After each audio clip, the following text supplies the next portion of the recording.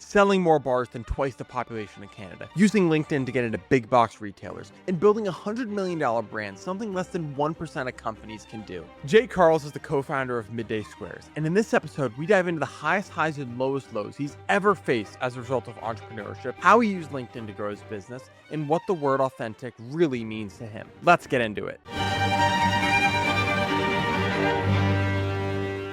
Welcome to Connection Accepted. Today we've got Jake Karls on, co-founder of Midday Squares. Jake, thanks so much for being here. Yeah, it's a Sunday and I'm fired up. I just got back from the gym. I re-signed up at a gym for, I took 6 months off going to like an outside gym. Now I'm back to like going to an outside gym. I was working at my house every day, but now I'm back in that social environment. And I fucking love it. I don't know if swearing's a thing allowed on this, but I'm feeling amped and then we've got our holiday party right after this. So I'm really jazzed to be with you guys and I'm excited to talk LinkedIn storytelling, entrepreneurship, the whole 9 yards. 100%. We're both so excited to have you on and amped to get into this conversation. Before we do get into the details, for the people who don't know who you are, first time meeting Jake, do you mind just giving a quick background on who you are, what you're working on, where you're from? Yeah, so I'm from Montreal, Quebec in Canada. It's freezing here, and I'm a co-founder and a rainmaker of a brand called Midday Squares. We're trying to build the next biggest afternoon snacking company in the better for you space, hopefully globally, not just Canada, the United States, but all over the world. And I partner with my sister and brother-in-law who are unbelievable operators. I'm a horrible operator, a horrible CEO. I'm one who loves to make noise, tell stories, build brands. And the three of us started in a condo kitchen in 2018, and we were hand making these functional chocolate bars, let's call it, or these afternoon snacks. And now we make from 50 bars a day to over 150,000 bars a day in Montreal in our own factory. We sell across 10,000 stores across North America, some of the greatest retailers, and we've sold close to 70 million of these squares. I think over 70 million at this point to date, which is technically almost double the population of where I'm from in Canada. I think we're like 40 million people, so we're close to double. But yeah, and my whole journey of life, just to get perspective, is I've always been a person that was I struggled with organization. I struggled in the school system. I didn't do so well. I still graduated university and college, but I was always trying to be somebody else. I wasn't being myself. I wasn't leaning into my superpowers. I was trying to always fit in quotations. And I ended up becoming an entrepreneur because I got rejected from 36 different jobs after university. And I was like, what the hell am I doing? I just studied to be, at the time, an actuary and, deep math and stats. And I hated it, and I respect everyone that does that, to be honest, they're brilliant people, but I realized that, like, I needed something to do, and entrepreneurship was the only thing that was available. I was like, "I gotta start a business," so started my first business, I was 21. Outdoor fitness boot camps, did really well with it, and then I started to throw parties on college campuses for a second business, went bust on that business real quick. Horrible CEO, horrible operator, and then my partners asked me to join, this chocolate company, and they're like, "We need you to blow it up," and my role was to be the cheerleader, to be the brand ambassador, to make as much noise as possible, as many relationships as possible, and I ended up calling it a Rainmaker, and that's what I do every single day. I'm an Energizer bunny, I'm fun, I'm loud, I'm wild. I make tons of mistakes and I don't manage anybody. So that's a little bit of the gist of context of who we are or who I am. That is absolutely incredible, and there's so many questions that I'd love to get into. I'm sure, going from 2018, you guys were just baking these bars in, your kitchen to now having sold 70 million of these. It's been a wild ride, right? So, kind of want to like start with the early days actually. When you guys were just getting started out, what was like the vision for Midday Squares and what were the early days like? So we were in our condo kitchen, a little condo, and we were hand making these bars. My brother-in-law and sister were actually making this product or version of it for like 2 years because he was eating afternoon snacks that were like, I guess, more junky. And she made him a cleaner snack, which was the Midday Square, actually, just for fun. So they had this snack for a while and then they commercialized it in 2017 and 2018. And then they came to me and they're like, we need someone to make noise and blow it up because if it's a great product and no one knows about it, you're not going to sell anything. So someone needs to bring the noise and they will bring the operation. So when we joined forces, no one really knew who we were. We were literally three I say wacky people that had a delusional vision of building a huge CPG business when everyone would like, when we tell them, it'd be like, maybe it's time to get a day job or, the world doesn't need another chocolate bar. The world doesn't need another health bar. The world doesn't need another snack. Generally, there's new brands every year. There's limited space in grocery. So when we started, we just handmade these bars every day from 5 a.m. till 5 p.m. 50 bars was the maximum. That's all we were able to do. And from 5 p.m. till 10 p.m., we actually hand delivered the products because we couldn't afford shipping. So anyone that would buy a product at Midday Square at the time, they were buying a sample. So a 25-cent sample just to get their credit card because that shows intention. And then we would actually hand deliver. So we lose a ton of money on each product, to be honest with you. But as we were doing that, we were creating stories. So we were actually documenting everything on social media. And I mean like good, bad, ugly, raw, unfiltered, non-surface level stuff, things you don't see businesses show. We showed the fights, the breakdowns, the milestones, the rejections, the failures, the everything you don't ever see, we showed. And what happened was people start to feel part of our journey. They start to feel like front row on this crazy series of building a business. And what it did was it increased our organic viewage, and then that increased our attention that we were getting, and then that increased trial for for the company. And as things start to scale and we start to get more momentum, we actually started hiring a bunch of folks to come make these products in our condo. And we had like 10 people working in there, and it was crazy. It was like 5 a.m. till 12 a.m. And the building almost kicked us out because they said you can't have a chocolate factory in a condo building. It's just not allowed. So we ended up moving to a small kitchen. We hired a bunch of people. We were making bars on like a small assembly line of like mixers and like blenders and things like that. And we got it up to 3,000 bars a day. And we were continuing to tell the story and continuing to get little retailers taking a chance in us, little gyms, cafes. And the next thing you know, we had to make a huge decision, which was basically, do we continue to do this, which is not sustainable? We're losing so much money, so much capital, even though we're growing. Or do we go to a co-manufacturer, which would then now take the manufacturing off of us, and we just focus on sales and marketing, which most food companies do? Or do we go build our own factory? And that was out of the question at the time because that was not something to, it's very capital intensive. But we went to 26 co-mans and they couldn't make the Midday Square the way we wanted it. Every time we'd go in there, it'd come out as something different. There'd be ingredient deck change. It wouldn't be the product that we loved and that we made it for. So my sister came back one day and said to my brother-in-law and I, we're going to build our own factory. And we looked at her as if she was out of her mind. Like, none of us are engineers. None of us have food manufacturing backgrounds. So she's like, I'll figure out how to make the machines, customize them, work with engineers to figure out how to do this process. You guys find, at the time she asked for $2 million to build this project. I was like, we were doing like under $700,000 of revenue, under $500,000 of revenue. So no one was going to give us that money.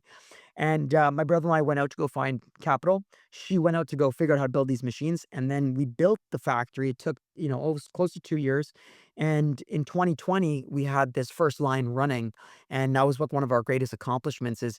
Everyone told us it was impossible, but we managed to do it. We managed to find out the resources to get the expertise, and that produces now 150,000 bars a day. And as we were doing that, we created retail. We launched in the United States, Canada, and we did a D2C business. So it's been a hell of a ride, and I still think we're just at the beginning because the last 7 years have been a lot of ops. Now the next, hopefully 5, 10 years will be a lot of growth, innovation, sales infrastructure, and marketing infrastructure. Yeah, that's absolutely incredible. And you know, for the audience, right? Like Midday Squares are sold in a lot of major retailers. My local Whole Foods, went down there this morning, grabbed a couple of Midday Squares myself. That's a very impressive feat for any CPG brand. Like they want to be on the shelves of these top tier retailers. And you know, a bit of an aside, but when I was working in management consulting, worked on a number of CPG projects as well, and saw just how much work it takes to get on the shelves of these top retailers. So super impressive that you guys went from essentially doing 3,000 bars a day with a bunch of different people in a house or in your condo to eventually building your own factory, essentially, which is like the hard way to go for most people. And then obviously now things have really taken off, and you guys are focusing on the just expanding further. What would you say was the biggest learning going from 3,000 bars a day to where you are now? I think two things. So first off, your business from 0 to 1 million of revenue is very different than 1 to 10 million, and then 10 million to 30, 30 to 100.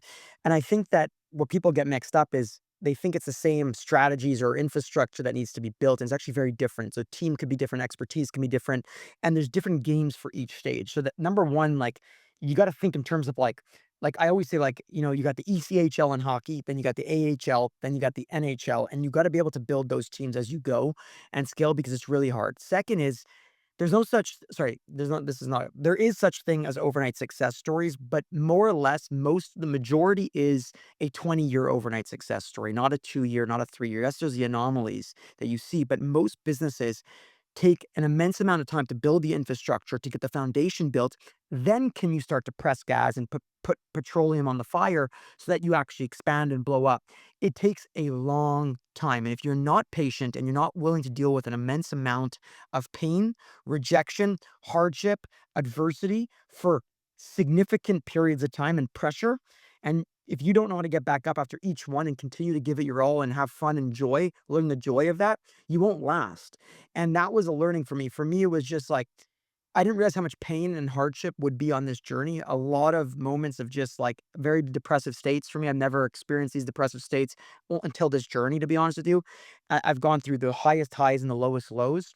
I had burnout, which was a significant, experience in my life that I lost control of my life and I didn't know who I was at the time, and I was really scary. And I don't regret going through it. I actually learned so much about life during that journey. But I didn't know about this stuff. I thought you just build a business, you sell your products, it goes on the grocery store shelf, and then, revenue comes in and maybe one day you sell or you acquire other businesses, and it's just like that. But not often do you see the pain behind the scenes of what it actually takes to, build $100 million business. I think that people throw that number out like it's nothing. There's like 0.8% of businesses, I think that's the number, that actually achieve that in the world, not in North America, in the world. So I think that like look, the thing is patience is critical, like I said, patience and the ability to withstand immense amounts of pressure, and then, the idea that every stage you need, an infrastructure and a team that's kinda been there, done that, that's willing to work with you because you can't build this without the team.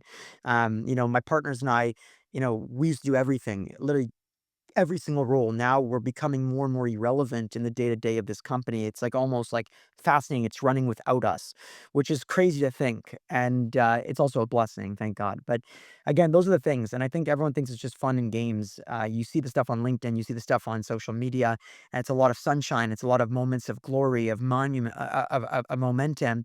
But a lot of people don't show the opposite side, which is majority of the time, which is the messy middle, the boring middle, or the hardship of the failures and the rejections. And I think that once you understand that whole concept, you can now appreciate the journey of entrepreneurship. Jake, I think a lot of what you just described in building Midday Squares with a lot of the hardship and the unknowns, the high highs, the low lows, are a lot of the same things we experience on social media every day. One post will get a couple million views, the next one might get 10. And social media is this huge unknown, especially when you're starting out. There's not like a clear way to get a million followers. The same with building a factory. So I'm curious, when you start literally from zero with Midday Squares, how has your social media strategy changed as you've grown the company? It's changed drastically, and it will continue to change, and we're gonna continue to iterate and learn. And I think the beauty of this journey is the moment you stop learning and iterating is the moment you fail, in my opinion. And I'm not an expert, but the beauty of life is you should choose to wanna learn and iterate every day, and that's how you become a better human, a better leader, a better business. But when we started Midday Squares, my pitch to my partners was, because I was in charge of the marketing, was we need to tell a story that means something to people. We need to get people to care. We need to create an emotional connection because in CPG there's 30 to 40,000 different products in a grocery store, let's call it typically. And if you want to stand out, you can't just have good placement or you can't just have the right price point or the right product market fit, let's call it.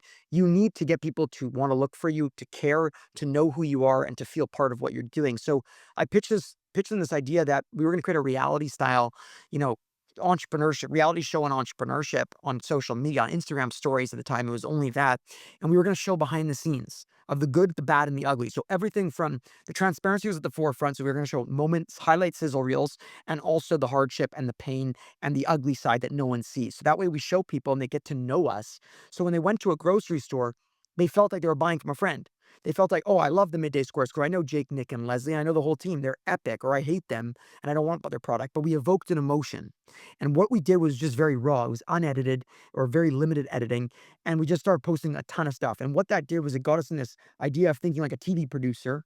Instead of thinking like a marketer where we're just selling products. So that story brought people in and it worked extremely well at the beginning when we were a very small organization and we were the underdog. We were building, we were doing all the hand making of the bars. Like you really want to cheer on the underdog. It's baked into our DNA as humans in history of the underdog story, right? Whether it's sports, whether it's, in history moments that you've seen the underdog win, David versus Goliath. Like it's just baked. So we used that, we built on that, and we started filming everything, posting, and it worked really well on Instagram. Then, as we started to grow, we realized that we had more surface area. It wasn't just Montreal and Toronto we were in. It was now all across Canada and all across the United States. And people weren't coming in and seeing our beginning story of the underdog story. They were coming in as, oh, I just see this chocolate square. Who are they? What is this company? So the marketing had to shift to be more of bigger campaign or bigger ideas that were more general, but still emotional and still evoked an emotion that was based on great storytelling, number one, which is critical. And number two was authenticity, because authenticity is not something you use as a marketing strategy, it is how you should show up in your business. It is how you make your consumers feel something deep and actually be part of what you're doing. So community is not a buzzword. It is actually something real if it's built on authenticity. And I think that that stayed constant throughout the process, but we're continuing to reiterate, so to iterate and figure out what is the next strategy? What's the strategy now to, the road to over 100 million or whatever the next phase is? And the problem with that is, again, it's marketing's changing forever, but storytelling doesn't change. Storytelling is how humans connect. So as long as you're telling stories consistently, you will be rewarded. And I think that now we're not just on Instagram stories, we're on TikTok, we're on LinkedIn, we're on, Meta, we're on email now. There's all these different platforms. And I think that the two things that we always say to ourselves, does it evoke an emotion? Yes or no? And if it doesn't, then it immediately doesn't get posted. And if it does evoke an emotion, do we even like the content? And if we like the content, then we post it. If we don't like it, then why the hell are we doing it? We're posting content for the sake of posting is the dumbest thing you can do in marketing because eventually it will catch up to you. So that's how we built the strategy. And we have videographers and editors, and we were one of the early ones documenting the behind the scenes in 2018. But now a lot of brands are doing that and it's amazing. But we're now shifting what that actually looks like. It's not just about Jake, Nick, and Leslie now. It's what does the brand represent as a whole? It doesn't represent three people. It represents something deeper. And I think boldness and risk taking and unapologeticness is what the feeling we want from people to experience from our brand. I can even see that in the way that your website is with the all bold fonts. And I can feel like I'm part of that thing bigger than myself because it feels like when I'm, eating one or buying one, a midday square and seeing your content, you feel like you're part of something bigger than yourself. And I think that's one of the things that the greatest content creators do. And it's so hard to get So right. And hard. it's very impressive. Yeah, and I think that look, we're in a phase right now where you're going to see in 2026, we're going through a rebrand. Even the website's going through a whole change of everything. You're going to see it's all new messaging, it's new energy, it's a new feeling, and it's how do we tell our story now to you know 2 countries, some people that have never seen us, how do we make them feel something deep, still feel part of it, and still keep our OG community amped up, excited, inspired, fired up? And it's a very hard question to answer, but what we're realizing is you got to try a lot of things and then see what kind of works, but you need to have core values and first principle thinking on everything. And if you don't have those foundational core values or first principles, it's going to be very hard to build an actual strategy over a long period of time. At what point in this journey did you decide to experiment with LinkedIn? Because I mean, I'm assuming that you just experiment with LinkedIn just like you're experimenting with your new branding now. So LinkedIn is a fascinating platform, and I my personal journey with it was I always thought it was just corporate and it was job postings, and I was actually always scared to post anything, even when I started Midday Squares, because even though I was comfortable on Instagram, posting all kinds of crazy stuff, dancing with no shirt in the grocery stores, all this wild stuff, I was always afraid of LinkedIn, of like exposing myself to the business world and being like, made fun of or judged or like not good enough. Like I guess imposter syndrome was something of that sense. But what ended up happening was one day I said, screw it. I'm going to start posting on it because I feel like we need more talent. We need to get people. I need people to know who the brand is. And it seems like a platform that people use every day, like at their offices, at their work. So they're kind of intentional on the platform. They're paying attention. They're not just doom scrolling per se. And so I posted a quote, one of those like weird quotes of like a business leader. I thought it was safe. You got to play it safe. And when I posted, it got like 5 or 10 views or not, like, or 15, 20 impressions. I can't remember what it was. And I was like, oh shit, this platform's tough. And then I posted another quote and it didn't work. And then I posted like a job posting and it got a little bit more attention. Then I posted like a stat. Again, all these safe plays, these safe corporates content, right? Pieces. And then one day I was like, screw it. I'm going to post me dancing in a grocery store or something along those lines. It was some sort of dance video or something personal. And the views shot up. And I was like, whoa. And then that moment, I realized that humanization and a little bit of personalization on this platform is so different than the typical content that's on it that it actually has a chance of actually standing out, being a square in a big circle. Like you're different, right? And I then realized, holy shit, I need to start posting this kind of content that's my true life, my authenticity of who I am, my energy, my vibes, and not be scared. So I started telling myself a different story. I started saying, I'm just gonna have fun with this. I'm gonna actually make it fun. I'm gonna make it business, but it's gonna be fun. And next thing you know, the impressions went from 10,000, 100,000, 200,000, sometimes proposed, sometimes 500,000. And next thing you know, it was driving millions of dollars investment to our organization. It was driving retail partners to find us and want to work with us. So some of our biggest retailers that we worked with, it was finding new talent to want to be part of this journey. And then it was driving a ton of opportunities and also personal for me, like keynotes and, podcasts and like media and journalism and all these things. And I realized this is one of the most powerful platforms, in my opinion, because people are intentional. And when you are intentional, you are focused and paying attention. And when someone is different in a crowd full of the sameness, you start to win when you post something a little bit unique, a little bit authentic to you. And that's what I start to realize. And then next thing you know, I start to use it weekly and our business start to get a lot of momentum, a lot of new customers simply to this platform, which I never in my million years would have thought LinkedIn would have been part of our strategy. So Jake, super impressive for the audience. Jake, I think today you've got 60,000 followers on LinkedIn. And I love what you said about being a little bit different to stand out, right? Because we all know LinkedIn is traditionally the most buttoned up platform. Everyone's on there kind of to look for a job usually, and it feels very corporate-y compared to TikTok or Instagram. But it sounds like you've really found a way to stand out, and that's worked really well for you. I'm curious, what is your process when it comes to writing these posts? And I'm assuming you're writing most of these yourself, correct? So, like, how do you go from idea to actually hitting post? So like I love that. And like look, I use other platforms too. So LinkedIn's just one of the platforms we use. And again, Midday Squares as a company uses mostly Instagram, TikTok, but LinkedIn's becoming something that we're using, right? So it's like it's actually becoming part of the conversation, which it never would have in the past, other than just hiring and stuff like that, right? So we're using it now as entertainment and education at the same time. Now, when I come up with my own personal posts, which I think, again, as a business, it's actually better to create personal posts. I think they do a lot better as an individual because humans connect better with humans rather than, companies. And that's just my opinion. But what I do is I go over what happened last week in my life, and I get to do a lot of wild things, and I kind of go over what went on, what did I go through, what was a tough experience, what was a great experience, and I think about, okay, well, is interesting to me. I actually find it interesting, so maybe someone else out there will find this interesting. Now, when I craft the story, I sit there in the morning from like 7 in the morning to 8 in the morning, and I just creatively write, and eventually I come to one of those things that happened the week before, and I say, okay, how can I tell this now in a way that's not just personal and fun, but how do I tie it back to the business? How do I tie it back to some sort of relevance to corporate world, whether it's career, whether it's entrepreneurship, whether it's unemployment, whatever it is, and I usually have a tie back. And what I've realized is once I get the writing down, I then find an image that can be relatable to that thing. So let's say it's talking about a retailer that opened up more space in the store for us and that this was a dream retailer. So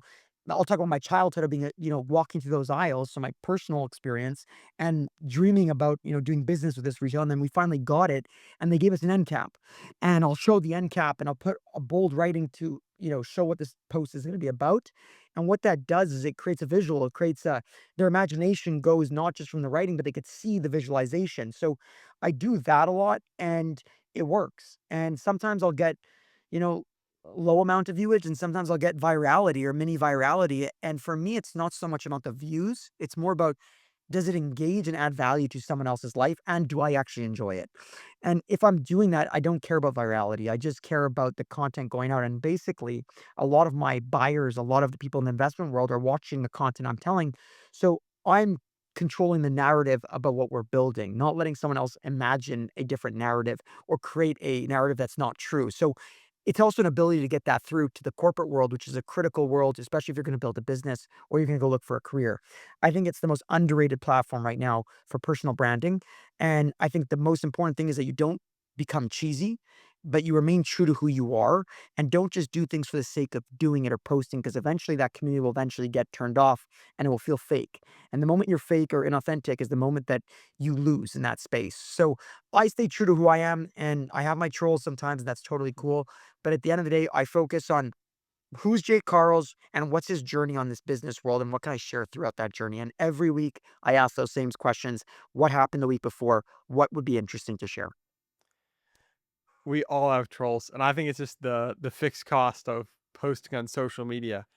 I'm curious, Jake, as you're writing these posts and thinking about your day, like, are you jotting a bunch of ideas down in your notes app during the week and then writing them in a post editor and then scheduling them out for the week? Or what's your more technical process like for writing and editing and then posting?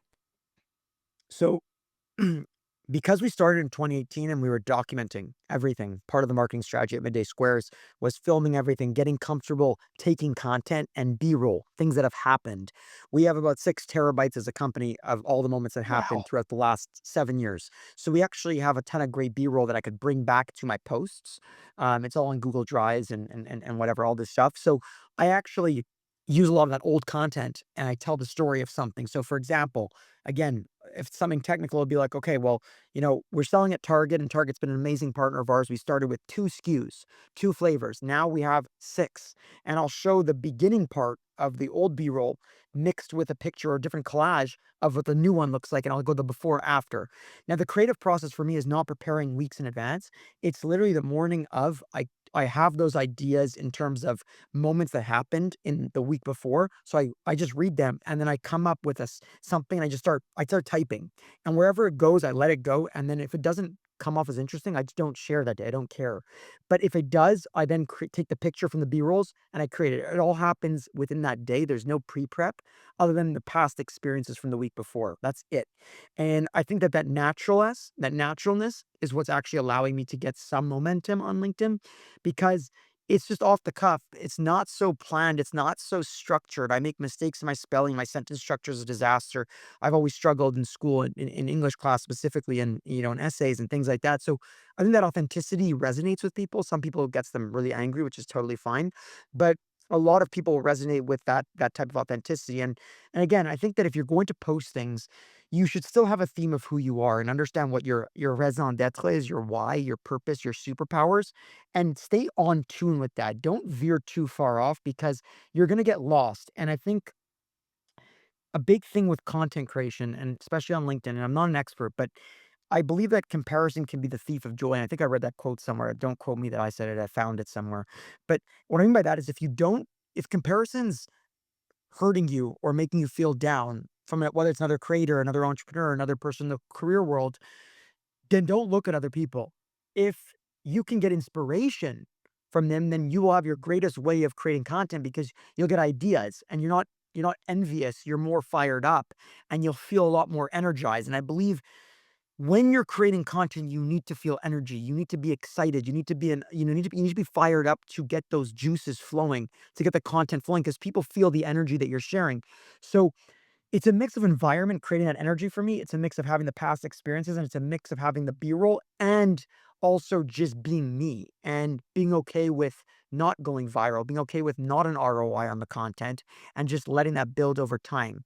So I think that that's kind of it. It's not a scientific approach. It's just that's how I live my life and that's how I share content on social. You know, Jake, what you described is a lot like a lot of our previous guests. And it just made me think of something I just heard from Stephen Bartlett, who is not on our show. That would be awesome. But So get he him. He's said good. that He's cool.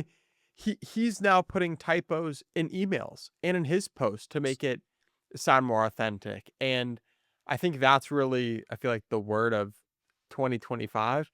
And what I'm also kind of curious to touch on with you is you briefly mentioned the ROI, the return on investment of a LinkedIn post. And most people that Matt and I talk to outside of the podcast think that you can't make money from posting on LinkedIn.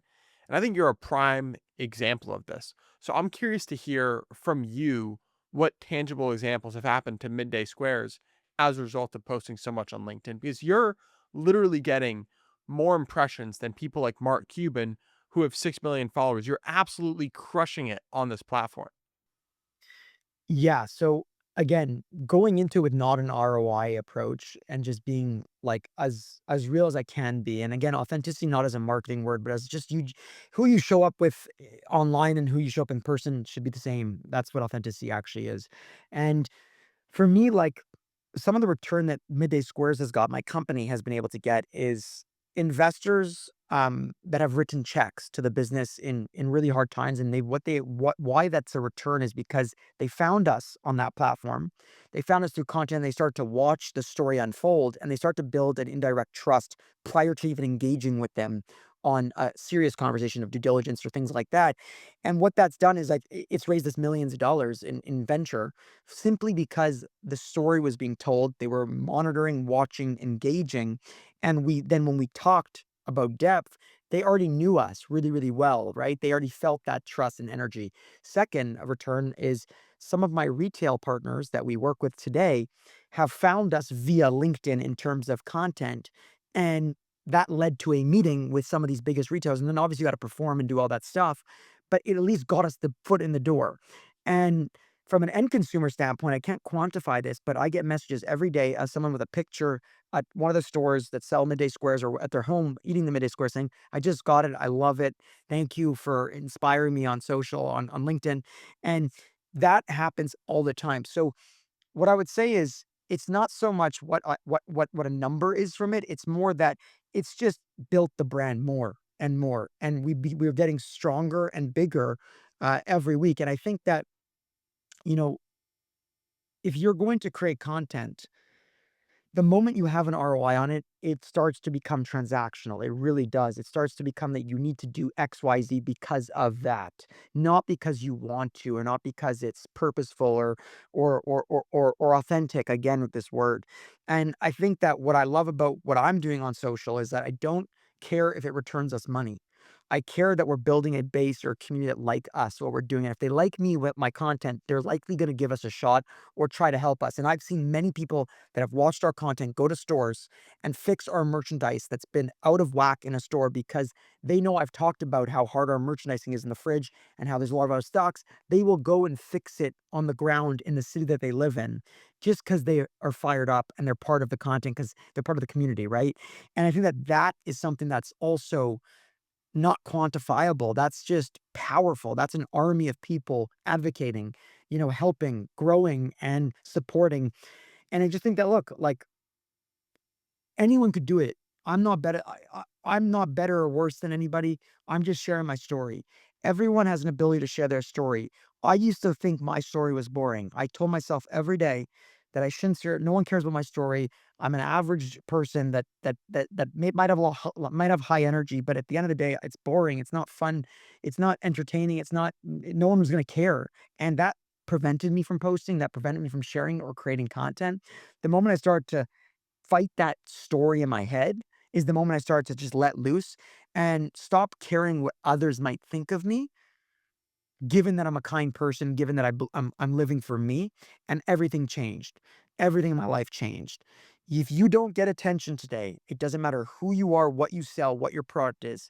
If no one knows who you are, you have very limited chances of winning. You still have a limited chance of winning if you do get attention, but it's a better chance, right? So you might as well tell your story. No one has your story but you because you live millions of experiences different than your sister, your brother, your friends, your acquaintances, your college roommate. Everyone's different. Now, if you don't share it, it's your loss. It's no one else's loss. Man, just gonna react to that. You're absolutely spitting facts, Jake. I think even from Daniel and I's own content journey, for me personally, on LinkedIn, I've been posting, starting this year really actively, but on YouTube, I started posting about 2.5 years ago at this point. And I do remember very clearly in the early days thinking that there was no reason why anyone would want to listen to what I had to say, right? There's probably hundreds of other people who could say the same thing that I was saying, or maybe do it in a better way, or are more credible to deliver that information, right? But over time, and I only realized this through my own content journey, is everyone's voice is uniquely different, because even if you have the same experience as someone else, you lived it through your lens, and you have your own unique reflections and takeaways from that experience that someone else might not have. So there's I feel like I'm beating a dead horse here, but there's value in every person's perspective, and coming to that realization was one of the biggest unlocks for me personally with my personal brand. And I can tell just talking to you for the last 30, 40 minutes that you've definitely internalized that. And yeah, like, it's an incredible story, and people are resonating with it, and it Y- shows in the numbers. I think, and look, like I'm not an expert of anything. Like I'm just trying to have fun out there and share my journey as I'm doing it, the good and the bad. And if it could help one person out there, then I've done my mission. Like building a chocolate bar, building a snacking business is great. Don't get me wrong. It's what my income's coming from and stuff like that. But that's not my mission. My mission is actually to show the world that if I could win in a very saturated, structured environment of CPG and build hopefully we want to build very big, one of the largest companies. If we could pull it off by being unapologetically ourselves and sharing our story and leading with our path, then anyone can do it. Like, and that's, I know it sounds cheesy, but if I could inspire one person to just take that risk, be bold, lean into their story and share it, then I've done greater to the world, in my opinion. Because if we share our stories, like you said, Matt, it's our own perspective, even if it's the same experience, it's our own perspective of it, and it's unique. And, in a world full of sameness, the only way to stand out is just to be you, because you yourself, your DNA and your personality and your story is actually different. It's literally different. And especially with the world of AI, and I'm a fan of AI, by the way, big fan. It's helped our business a lot, but there's one thing about it that I would say is with storytelling, with building a personal brand, yes, there's optimization tools and AI can help with a lot of that stuff. But one unfair advantage I think that's out there is the human connection, is creating that. And that takes your personality, that takes your story, that takes care. And if you lean into that right now, I think you're going to have some success, especially on these platforms where a lot of people are utilizing AI. And I think that that's kind of something that, again, I'm passionate about. But look, I learn every day from somebody. Whether it's content, whether it's this, whether it's that, I get inspired. And I think that if you're gonna go out there on LinkedIn, just start sharing. Build the muscle like you would build a bicep. Every week, lift the 5 pounds like a bicep, and then next week lift 6 pounds, and the week after lift 7 pounds, and just get a little bit better every day.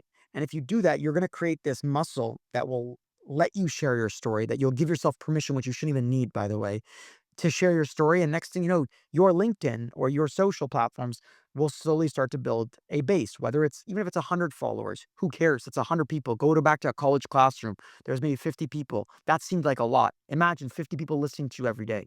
That's crazy, right? So just build slowly. And when I started LinkedIn, I was a couple hundred followers. Now I have 60,000. Hopefully I'll have 100,000 soon. I don't know.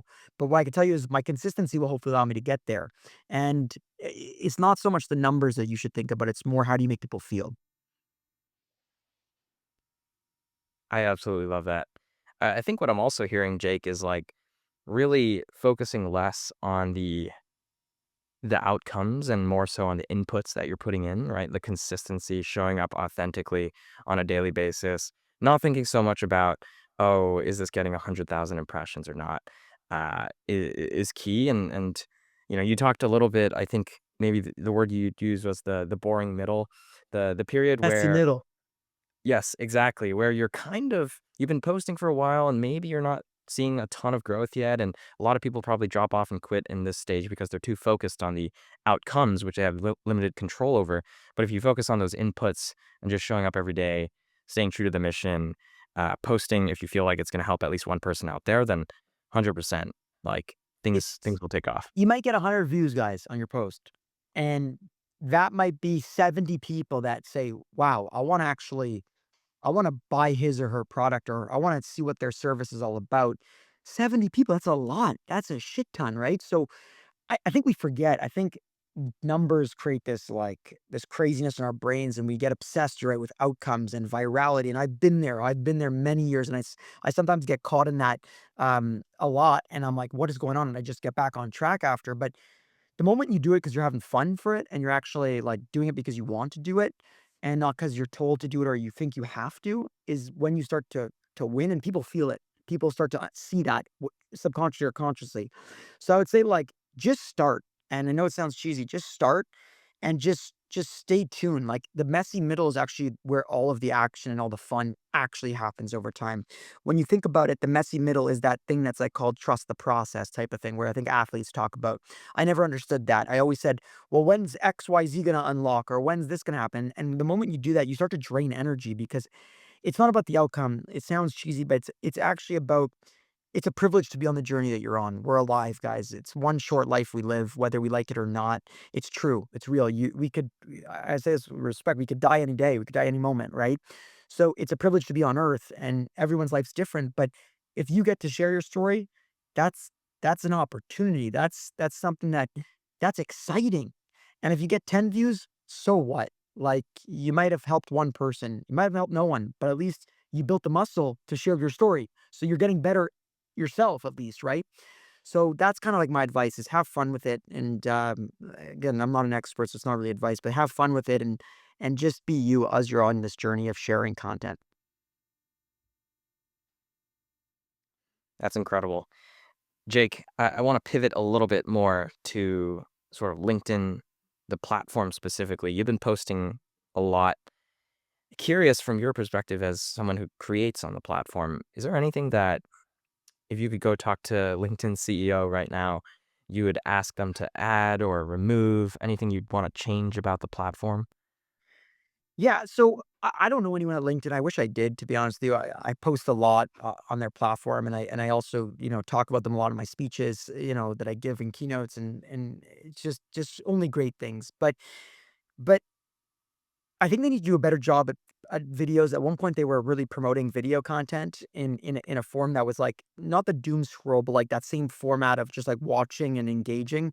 I'd love to see that come back. I think they did like 2 years ago. I'm not entirely sure. There was a moment where it was going viral nonstop, and people were seeing it and they were experimenting.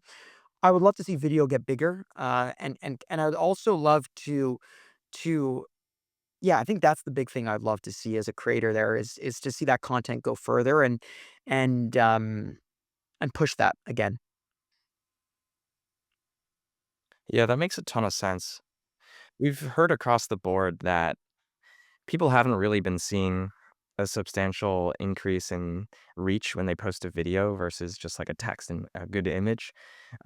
So, you know, it feels like LinkedIn management has been pushing this narrative of, oh, video is the next big thing, but not really seeing it in the numbers yet. Neither am I. Uh, I did see it a while back. It was crazy. It was one of the craziest things, and, like, it was getting us a lot of action and a lot of opportunity, and then it phased off, and I'd love to see that come back, especially for the creators that are, on the platform consistently creating content, and I think, like, look, they like timeless content, like timeless, what I've noticed, and that's great, but, like, we also need to reward moment stuff that's actually in the moment relevant, and I think that that's something I'd love to see too, not just the timeless stuff going viral all the time, but moments because that could help somebody in the corporate world, that could help someone in their career, whether it's an entrepreneur, like, that really helps, right, at the time, so, look, I've everything else that I have to say is great about it. I think it's an incredible platform, and I'd love to meet more people at LinkedIn if I can, or anyone at LinkedIn. I don't know anyone. If anyone from LinkedIn is watching this right now, reach Just out to reach Jake. out. I have great ideas. Like I actually want to create stuff. Like I think there'd be some really cool stuff. I even think like LinkedIn podcasting could be really cool about like certain things. Like I don't know. I think they could do it. There's a lot of fun stuff that we could do. Jake, I think this is a great time to transition into good idea, bad idea, where I have a lot of fun ideas prepared for you, and Let's you're do it. going to tell me what you think of them. Okay. The first one is, and some of these are a little crazier than others, is a midday brick, which is a midday square, but with double the calories of your current square. Bad idea. Why? Because the size we made it was intentional for the it's a 2 PMer. You get through your afternoon. It's 2 PM. It's perfect amount. You feel fired up, energized, amped. You know, too much chocolate is it's not always great. Okay. What about a midday gains, double the protein? Love that. Love that idea. What about a shelf stable square? Not yet, but a great idea for the future once we have enough coverage and brand awareness. But we love fresh snacking. Refrigerated snacking, I believe, is the future of where snacks are moving towards, especially in consumers' education and stuff like that. But over time, I'm not opposed to what you just said. Selling it a kava or another fast casual restaurant. And the reason I ask for this is because Great I do a idea. lot of okay, thank you. I mean, I do a lot of Uber Eatsing Great at idea. work, and I can't get midday squares on Uber Eats, not at a grocery store, and you Gr- can't always Uber from a grocery Great, store. great idea. I think there's huge potential in that world. They all have coolers, refrigerated coolers, a lot of them, and there's nothing better than again your lunch and your 2 p.m. snack, right? And if anyone's listening from that, reach out. We could distribute it to you guys. It's not a problem, and I'd love to work with. Love that. Um, good night squares. Night chocolate with melatonin. I think once we become bigger, it's a great idea. I think midnight squares would be really cool. Another one is We get a lot of people saying that they like that they want them at midnight for like when they're high. People send us messages all the time. well, there's also the good morning square, which has caffeine in it. There are a lot of different verticals you can go. I'm a huge fan of owning the afternoon. We want to be the known snack for the afternoon because people snack a lot at that time or they need something like to get them right after lunch. They just need that pick me up, that feel good. We want to be the dominant in that, like literally own it. That's why in our name it says midday specifically. So these next two are some marketing ideas for you. The You'd love first it. one is a giant 5 pound midday square, like the largest midday I square. love it. I love it. I love it. For our community. For our community. You do it as like a giveaway to our community that supports us. Yeah, and then like you chop it up or Yeah. Could be slice it. fun. And another one could be the largest edible QR code as a midday square. It'd be a niche. I don't know if that's a world record that can be broken. I didn't look it up, but I thought it might be a cool idea. Not sure what would happen, but yeah, I guess QR codes are popular. Like, you know, I guess people like it and we are square format. The last one is my dad used to work at a hotel company and they'd always put chocolate on the hotel the night before. And I think that could be a great avenue for you all. I think check your fridge. We got a midday pump, a midday surprise for you. And I think that in the fridge and it's just beautifully presented there. You know, we do sell to some hotels that put them in the fridges as like a snack to grab. I think it's perfect and it's great for the brand. I think it's something that's classy, it's cool, and you know, we're really also an on-the-go snack for people when they're traveling. So it's also good, especially when hotels, people are usually traveling or for work or for leisure, but still it's on the go and it creates that reminder, right? Which is super cool.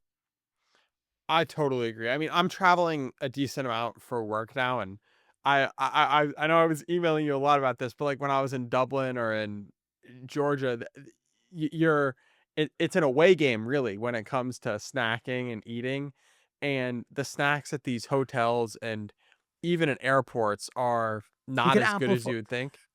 we need to get them even better, you know, and I think that that's something that I think the consumer wants. I think that the consumer, not just you, but all the travelers. I travel every week. Like I want an elevated option or just more options because some are great in there already, and some brands are awesome. But I think that we just need an elevated experience because when you're traveling, you want to feel good. You don't want to feel nauseous or gaseous. I always say this, like, or like stomach pains. Like, you don't want to feel any of that stuff. So, I think that the cleaner ingredient stuff would be good. How hard is it to get in an airport?